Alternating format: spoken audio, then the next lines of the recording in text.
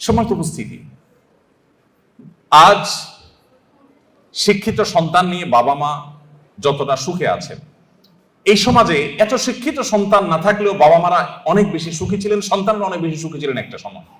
শুধু পার্থক্য এইটুকু, তাদের মধ্যে নীতি নৈতিকতা ছিল, এখন নীতি নৈতিকতা নাই।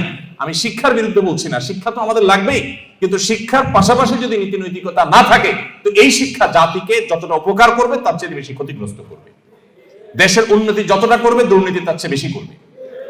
অতএব একজন আদর্শ অভিভাবক হিসাবে আপনার সন্তানকে যদি আপনি মানুষের মতো মানুষ হিসেবে গড়ে তুলতে চান, আপনার টার্গেট হতে হবে আমার সন্তান দুধে ভাতে থাকুক আর না থাকুক, আমার সন্তান থাকবে সত্যের সাথে, আমার সন্তান থাকবে ন্যায়ের সাথে, আমার সন্তান থাকবে নিষ্ঠার সাথে। একটি কথা আমি বিভিন্ন জায়গায় বলার চেষ্টা করি, আর সেটি হলো এই যুগে খুব অল্প পুঁজি দিয়ে সামান্য সময়ের ব্যবধানে একজন মানুষ কোটি কোটি টাকার মালিক হয়ে গেছেন। এই জিনিসটা যত আশ্চর্যের, যত কঠিন। আল্লাহ তাআলা কাউকে দু চারটি সন্তান দিয়েছেন, এই সন্তানগুলোকে সমাজে প্রচলিত যে আগুনের আঁচ চতুর্দিক থেকে আমরা দেখতে পাচ্ছি সেগুলো থেকে বাঁচিয়ে, সেগুলো থেকে রক্ষা করে, হেফাজত করে মানুষের মধ্যে মানুষ হিসাবে নিজের কাঙ্ক্ষিত সন্তান হিসাবে গড়ে তোলা, এটা তার চাইতে বেশি কঠিন এবং চ্যালেঞ্জিং। আমাদের সবচাইতে দামি সম্পদ, সবচাইতে দামি অ্যাসেট হলো আমাদের সন্তানগণ। আমরা যে সমস্ত সম্পত্তি গড়ে তুলি, জমি জমা টাকা পয়সা, সেগুলো সব আমাদের এই সম্পদের জন্য, অর্থাৎ সন্তানদের জন্যই আমরা করি। অতএব তারাই হলো আমাদের সবচেয়ে মূল্যবান সম্পদ। এই সন্তানদেরকে আপনি যদি হাফেজ কোরআন, আলেমে দ্বীন, আল্লাহ ভীরু, মুত্তাকি, পরহেজগার এবং ভালো মানুষ হিসেবে গড়ে তুলতে চান, তাহলে কয়েকটি বিষয় আপনাকে লক্ষ্য রাখতে হবে। নাম্বার 1, আপনার সন্তানকে ভালো মানুষ হিসেবে গড়ে তুলবার টার্গেট করতে হবে। সে স্কুলে পড়ুক কিংবা মাদ্রাসায় পড়ুক, আপনার টার্গেট হতে হবে, লক্ষ্য হতে হবে যে আমার সন্তানকে আমি মানুষের মতো মানুষ হিসেবে গড়ে তুলবো। সে সৎ মানুষ হবে, আর কিছু হোক বা না হোক। সে ডাক্তার ইঞ্জিনিয়ার হতে পারুক বা না পারুক, সে বিসিএস ক্যাডার হতে পারুক বা না পারুক, সে সেনাবাহিনীতে ভালো কোনো অফিসার র্যাঙ্কে চান্স পাক বা না পাক, সে ভালো পরিচিত পপুলার কোনো আলেম বা তুখুল কোনো হাফেজ হতে পারুক বা না পারুক, সে যেন ভালো মানুষ হয়, সে যেন মুত্তাকি হয়, সে যেন পরহেজগার হয়। আমি আমার সন্তানদেরকে সবসময় বলি, তোমাদের পরীক্ষার ফলাফল ভালো হোক সেটা আমি চাই, কিন্তু এর চেয়ে অনেক বেশি চাই তোমার নামাজটা দেখে যেন আমার নয়ন জুড়ায়, তোমার আচরণটা দেখে যেন আমার দিনটা প্রশান্ত হয়। এইটুকু যদি তুমি আমাকে দিতে পারো, তোমার ফলাফল যদি খারাপও হয়, আমার কোনো টেনশন নেই, কোনো দুঃখ নেই, তার জন্য আমার কোনো আফসোস নাই, তোমাকে আমি কিচ্ছু বলবো না। সম্মানিত উপস্থিতি, বেশিরভাগ বাবা মা তারা চান তাদের সন্তান যেন দুধে ভাতে থাকুক। এটা কোথায় আছে না, আমার সন্তান যেন থাকে দুধে ভাতে।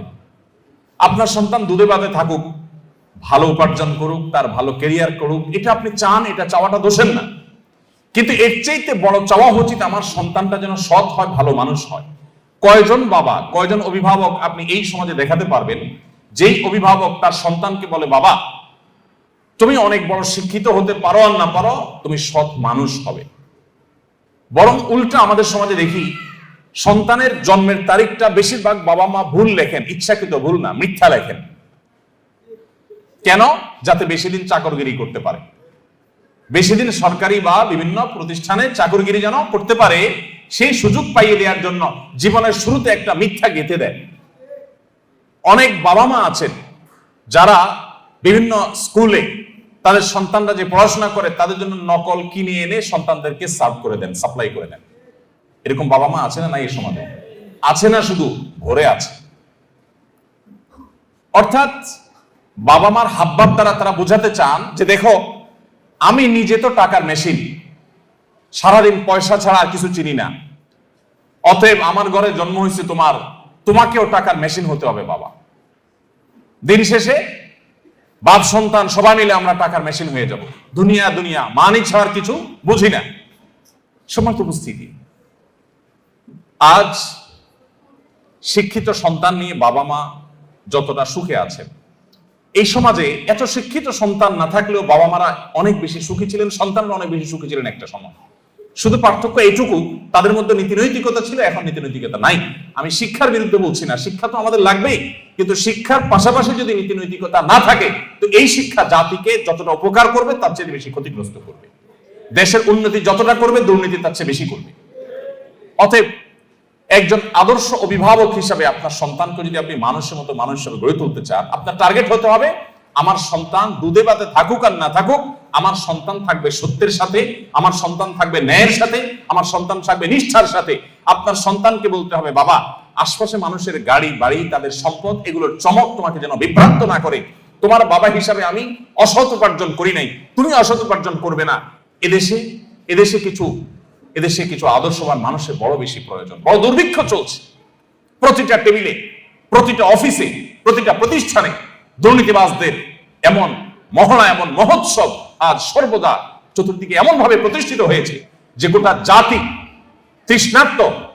তৃষ্ণার্ত মরুভূমি যেরকম পানির জন্য হাহাকার করে, কিছু সৎ নাগরিকের জন্য গোটা জাতি আজ হাহাকার করছে। আর সেই হাহাকারের সে অভাব নিরূপণ করবার জন্য কিছু ওলামা একরাম নির্লস চেষ্টা চালিয়ে যাচ্ছে। সময়টা অভিভাবক বৃন্দ, আপনার সন্তানকে ছোটবেলা থেকে শিখাবেন, বাবা, আশেপাশে মানুষের অবৈধ উপার্জনের যে চাকচিক্য, এটা দেখে তুমি বিভ্রান্ত হবে না। মনে রাখবে, এই মানুষগুলোর অনেক সম্পদ আছে, পয়সা কড়ি আছে, কিন্তু সে নিজেকে জানে সে একজন আস্ত চোর, সে একজন আস্ত ডাকাত, সে একজন আস্ত দুর্নীতিবাজ, সে একজন আস্ত অসৎ মানুষ, সে একজন খারাপ মানুষ। এই অপরাধ বোধের অদৃশ্য দাহন তাকে জ্বালাতে থাকে। অতএব তুমি তার সেটা দেখবে না, তুমি সততার সাথে চলবে। তোমার ভেতর থেকে একটা আওয়াজ তোমার কাছে আসবে যে আলহামদুলিল্লাহ, আমি কোনো অসৎ উপায়ে উপার্জন করিনি। অতএব আমাদের সন্তানদেরকে মানুষের মতো মানুষ হিসেবে গড়ে তোলবার জন্য প্রথম লক্ষ্য হবে যে তারা ভালো মানুষ হোক। আপনার সন্তান পরীক্ষার হলে যাচ্ছে, কয়জন বাবা মা আছে যে এই কথা বলতে পারেন যে আমার সন্তানকে বলেছি যে বাবা, পরীক্ষার হলে গিয়ে কোনো নকল করবে না, অবৈধ উপায়ে তুমি কোনো কিছু আনসার করার চেষ্টা করবে না, খাতায় কিছু লেখার চেষ্টা করবে না, কারোর কাছ থেকে দেখে দেখে লেখার চেষ্টা করবে না, তুমি যা জানো তা লিখবে, তুমি ফলাফল যাই পাও আমরা অ্যাপ্রিসিয়েট করব। কোথায় সে বাবা মা আজ?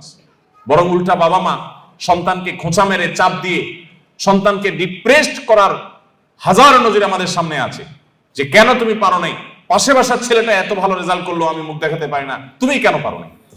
এই চাপ দেওয়া মানুষ পাওয়া যায়, কিন্তু মা বাবাকে, সন্তানকে সততার দীক্ষা দেওয়ার মানুষ পাওয়া যায় না। সময়ত উপস্থিতি, আমি আবার বলছি, আমি আমার সন্তানদেরকে সবসময় বলি আপনাদের সঙ্গে শেয়ার করা, যাতে করে আপনাদের কারোর উপকার যেন হয়। আমি সবসময় তাদেরকে বলি, দেখো, পরীক্ষা ভালো ফলাফল করতে পারো কি না পারো, তুমি ভালো মানুষ হওয়ার চেষ্টা করো, তোমার অ্যাটিটিউড থেকে আমি সেটা দেখবো, তাতেই আমি হ্যাপি। আলহামদুলিল্লাহ, আল্লাহ তাআলা আমাদের সন্তানদেরকে ভালো মানুষ হিসেবে গড়ে তোলবার জন্য আমাদেরকে যোগ্য অভিভাবক হওয়ার তৌফিক দান করুন।